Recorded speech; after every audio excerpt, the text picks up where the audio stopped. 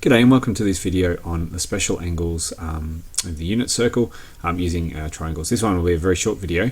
It's just a reminder basically of things that you already probably should know. I guess we can use our calculator to find out sine of anything, sine of 30 degrees, pi and 2, pi and 6, or whatever it is. But there are a couple of angles that we don't need our calculator for because we can use our knowledge of triangles. And there are three angles that we'll always constantly use, both in degrees and radians, and we can use that. We can obtain these angles and also the corresponding ratios with them using these two triangles. The first one is an equilateral triangle with 60 degrees, obviously, is the angle, and I guess all pi on 3 as well. You could use that. And the side length, I'm just going to call it 2. It doesn't matter what you call it, but the easiest way to do it is with 2. I'm going to split that down the middle, that triangle. So the side length is now 2, still is 2. The side length here is actually 1. That angle is 30 degrees rather than 60 degrees because I've dropped down the perpendicular here. And this side length here, the height, is actually the square root of 2 squared minus 1 squared. So I end up getting this triangle just here.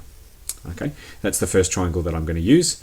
And the second one that I'm going to use is an isosceles triangle. Two sides are the same, 1 and 1, 45 degrees or pi and 4, and root 2 is obviously the hypotenuse because 1 squared plus 1 squared. So this way we can know that I can get the sine, cos and tan of all of these different things. So I can get sine of 60, I could just look at 60 and then I find out what the opposite over the hypotenuse is, that's root 3 on 2. Cos of 60 is adjacent over hypotenuse, so on and so forth. I can get all of these angles, sine of 60, sine, cos and tan of 60, sine, cos and tan of 30, sine, cos and tan of 45.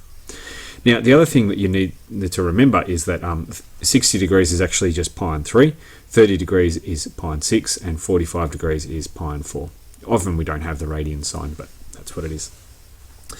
I don't really mind how you commit these to your memory. I don't really care what methods you go to make sure that they are imprinted into your brain.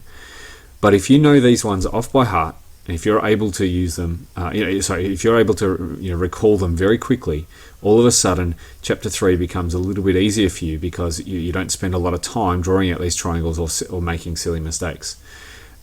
I would say that this is one area that you can cut down a lot of time just by simply knowing these two triangles. So find some way of imprinting them into your brain. Thanks for watching, and I'll see you again next time.